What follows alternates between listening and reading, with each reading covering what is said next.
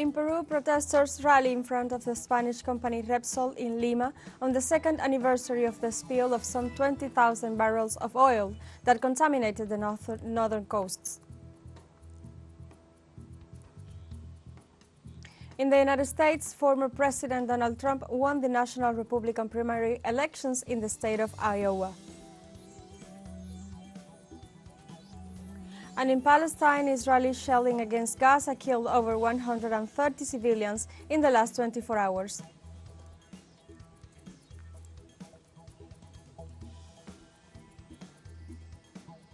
Hello and welcome to From the South. I'm Alejandra Garcia from teleSUR Studios in Havana, Cuba. We begin with the news. In Ecuador, social movements expressed their concern about the increasing level of militarization in the country. Through a joint statement of the organization World Beyond War and the Coordinator of Peace pointed out that the military measures imposed by Daniel Noboa's government do not favor a climate of security and that, on the contrary, they help to increase the levels of violence. They also demanded that national sovereignty be respected and that foreign military troops not be allowed to enter the country. Since last Tuesday, the executive declared a state of exception and of internal armed conflict following violent acts in prisons and streets on different areas. In an exclusive interview for teleSUR, the Vice President of Venezuela, Delcy Rodriguez, indicated that 2023 was a year of progress for the country thanks to the fundamental support of the Venezuelan people in the defense of sovereignty and the national union. The year 2023 was undoubtedly a year of progress in economic development, of progress in the political and social stability of Venezuela, and I believe that one of the fundamental pillars has been the national union, the spaces that were given to express the national union.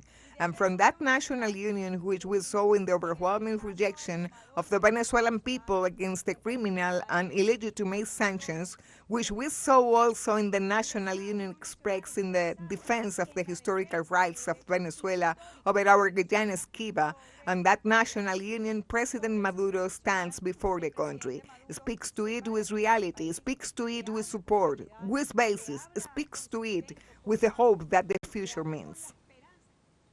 The Vice President said that despite the economic blockades imposed on the country, Venezuela have remained loyal.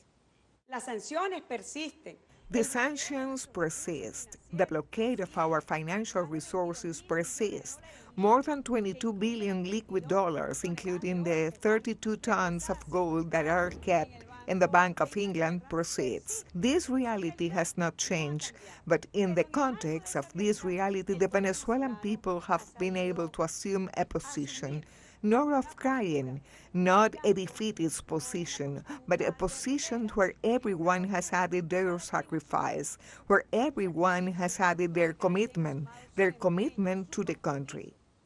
The Venezuelan political leader also referred to the formulas implemented by the government to overcome the economic war faced by the country and how this will be maintained in 2024.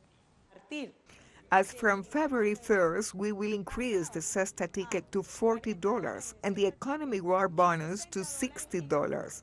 A very important increase considering that it is indexed. We maintain the audacious formulas that we are permanently monitoring. Why? What is it that interests us? That when the workers is going to acquire goods, is going to acquire services, that money that he has as a product of his work, of his effort, is not lost. Law firm sues Repsol for $1 billion for its involvement in Peru's largest oil spill in 2022. The executive director of Pogost, Goodhead, which is prosecuting the lawsuit, Tom Goodhead, commented that the lawsuit was filed in The Hague, where a company that owns Repsol's subsidiary in Peru is registered in connection with the 2022 spill, in which 10,000 barrels of oil were spilled into the Pacific Ocean while oil was being offloaded at the refinery. The Peruvian government described this incident as the worst ecological disaster in its history and criticized the transnational for not paying the fines imposed for its serious misconduct. Dozens of artisanal fishers protest in front of the Spanish company Repsol in Lima on the second anniversary of the spill of some 12,000 barrels of oil that contaminated the coast of northern Peru. Wielding banners against the company, the protesters demand that the company clean up the saved and provided financial compensation to the approximately 3,000 people affected. We ask that the bottom of the sea be rehabilitated, that the crude oil that is still sedimented on the bottom be extracted, that it is still there and every time there is movement, it continues to kill. It continues to contaminate marine species. Our sea has been affected and has been contaminated with crude oil, and we can't really have a decent job as we had before.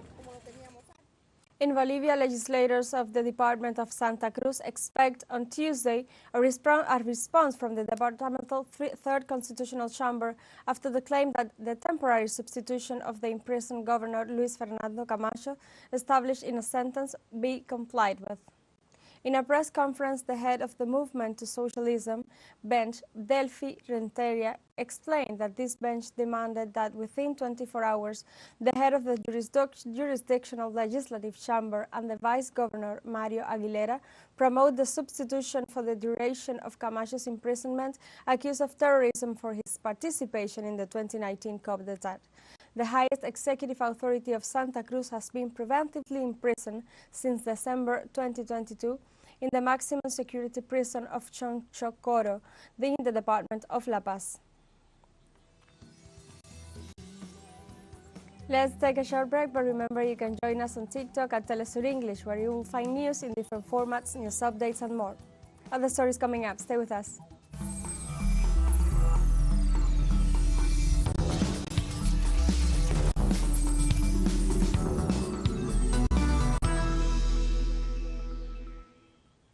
Welcome back.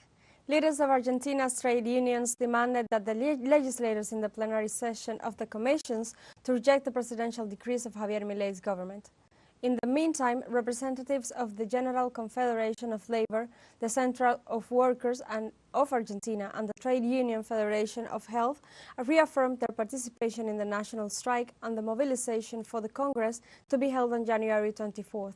Meanwhile, the unions, through a debate before Congress, pointed out that Milei administration's measures are anti-union and demanded that legislator votes against the new administration's proposals.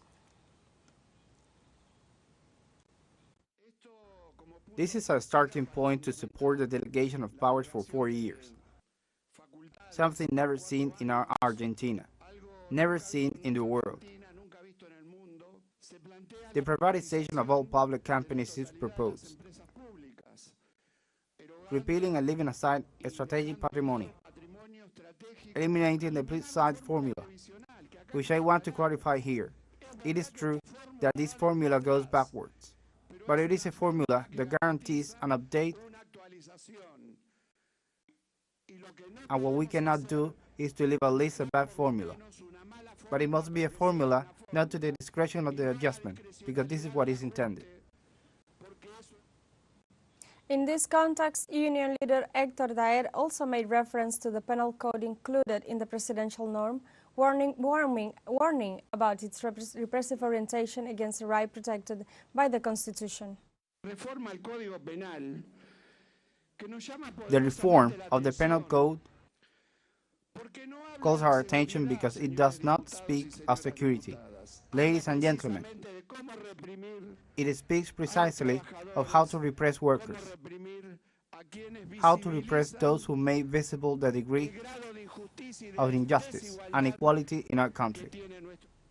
In this context, on Monday in Argentina, a federal court issued an injunction against a case of price increase derived from the application of the emergency decree of President Javier Milei. The judge, Martina Fons, ordered a medical insurance company to readjust the corresponding family plan fees in favor of one of their affiliates, leaving without effect the increases applied based on President Milei's emergency mega decree. The case involves a 78-year-old woman who filed an appeal in court against the medical insurance company due to the sharp increase of 40% for the month of January and another 21.5% announced for February. Furthermore, in her ruling, the judge asked for the executive decree to be annulled and declared unconstitutional.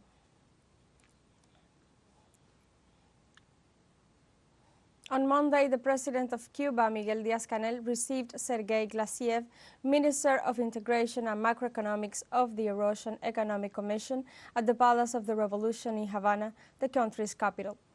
Accompanied by the commission that has worked with the Cuban counterpart in intense days, the minister informed the head of state of the scope of the third meeting of the parties. He highlighted the importance of all the plans and projects proposed. In addition, he also underscored the willingness to expand the economic and commercial relations between the countries that make up the mechanism and the island. For his part, the Cuban president stressed the importance of expanding relations with all the countries of the region.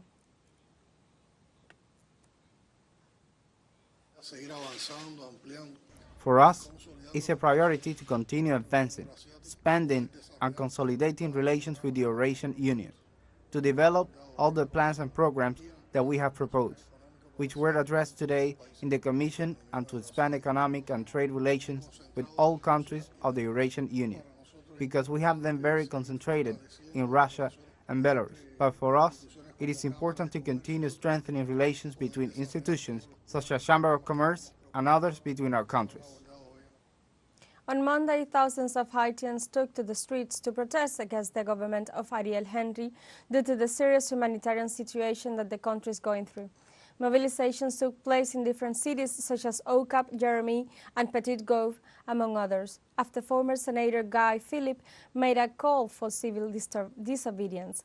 14 years after the earthquake that devastated the Caribbean country, the Haitian people are on general strike in protest against the multiple crises affecting the population, especially in terms of security and access to basic rights such as food and health. Nowadays, it is estimated that violent paramilitary groups control approximately 80% of the capital, Port-au-Prince, a city with 2.5 million inhabitants. Of this, hundreds of thousands have been displaced from their neighborhoods and are internal refugees forced to live in stadiums, schools, or public squares. On Monday, former United States President Donald Trump won the national Republican primary elections in the state of Iowa.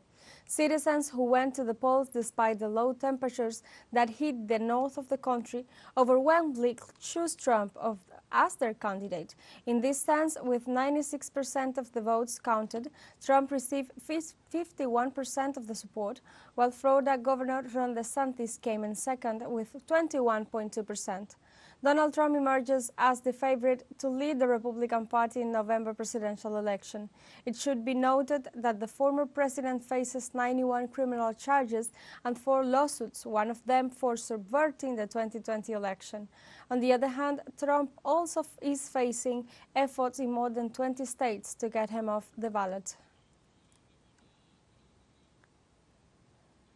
Democrat President Joe Biden recognized Monday that Donald Trump is the clear front-runner to be the Republican nominee to the U.S. presidential election. For his part, President Biden officially declared in April 2023 that he will seek a second term in the November 5th election. Current rulers owns the title of the oldest U.S. president in history and would be 86 years old at the end of a second term. Biden has used his first 2024 campaign speeches to warn that Trump poses a grave threat to U.S. democracy, citing his refusal to accept the results of the 2020 election and condemned political violence. The Republican candidate, for his part, has criticized the president, whom he has called the worst president in the country's history.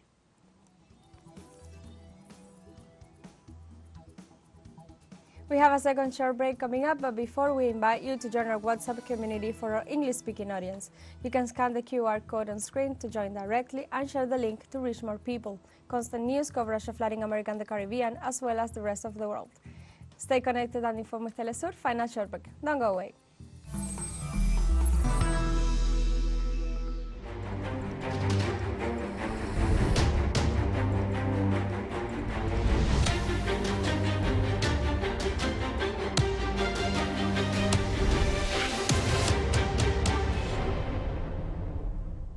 Welcome back to From the South.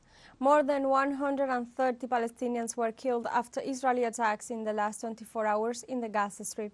Civilian targets continue to be targeted by the Israelis, international sources, and the inhabitants denounce that there is no safe place in Gaza.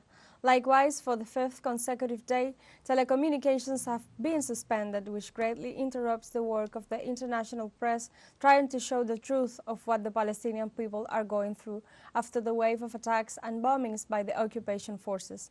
After more than 100 days of aggression, the death toll exceeds 24,000, mostly women and children. The Gazan Health Ministry, in its most recent report, states that the number of missing people is more than 8,000, while the number of wounded is over 60,000.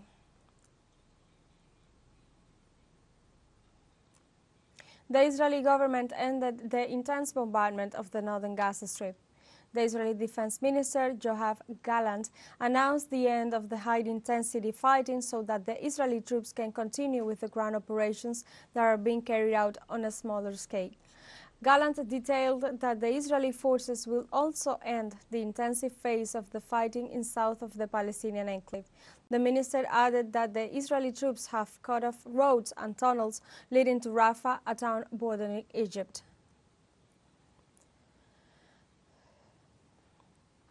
Various United Nations agencies operating in the Middle East denounced that Israel is preventing the entry of medicines, pumps, and fuel to guarantee water supply.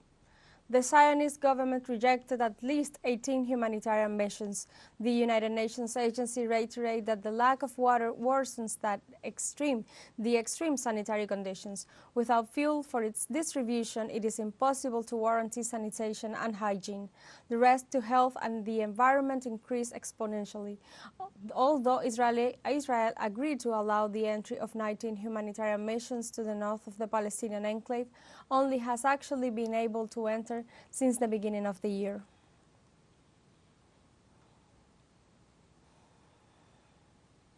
A platform of more than 50 South African jurists will sue the United States and the United Kingdom governments for being complicit in Israel's genocidal operation in the Gaza Strip. Wikus van Rensburg, the lawyer leading this initiative that already has allies in Washington and London, says that they will be guided by the case filed in South Africa before the International Court of Justice. The alliance of lawyers has begun to prepare the lawsuits, each one separately, against the two countries. The actions will be brought before the International Criminal Court, which already has several cases against Israel for genocide. The initiative maintains that the impunity with which these countries acted in Iraq cannot be repeated.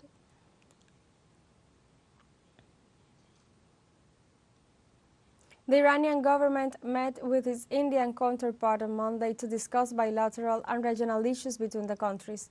The meeting between Iranian Foreign Minister Hossein Amir Abdullahian and his Indian counterpart Subramanian Jaishankar was held at the Ministry of Foreign Affairs building in Tehran.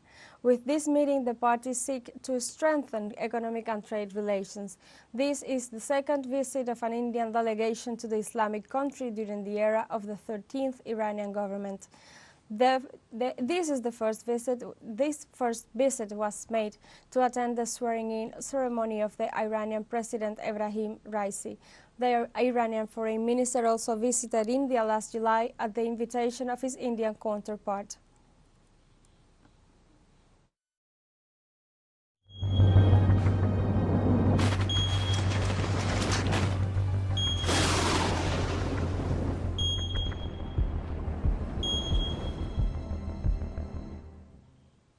On Tuesday, authorities in Mauritius assessed the damage brought by Tropical Storm Belal as it rolled away from the Indian Ocean island nation. Belal claimed that the life of one person in the remote touristic paradise left thousands without power, flooded buildings, and caused traffic chaos, with cars submerged under a deluge of water or piled up on the streets. Flood levels substantially decreased On Tuesday, and authorities were able to clear up debris from the streets. Mauritius Weather Service announced early Tuesday it was raising its alert to the maximum level 4, but in an update several hours later, it was said the warning was lifted and a safety bulletin was now in force as the storm was moving away from the nation. In France, authorities decreed an orange alert in at least 18 departments due to the heavy snowfall after the arrival of freezing temperatures in the country.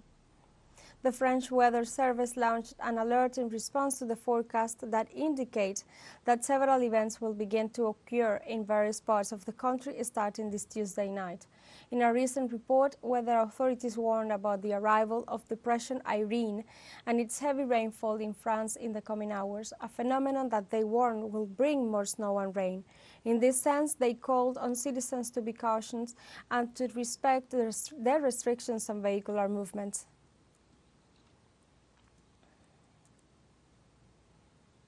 Benin received its first doses of a vaccine from malaria, the leading cause of infant mortality in the country. Health Minister Benjamin Hout-Pakin announced that his government had received 215,900 doses of the RTS.S vaccine. The vaccination campaign will start in a few months with the initial objective of immunizing some 200,000 children under 2 years of age. Faustine Zhao, immunization specialist at the UNICEF office in Benin, explained that children will receive 4 doses at 6, 7, 9, and 18 months. In this context, Benin joins several African countries that have launched vaccinations initiatives against malaria, following in the footsteps of Cameroon and Sierra Leone. We have come to the end of this news brief, but you can find these and many other stories on our website at telesurenglish.net and join us on social media, Facebook, X, Instagram, Telegram, and TikTok as well. For Telesur English, I'm Alejandra Garcia. Thank you for watching.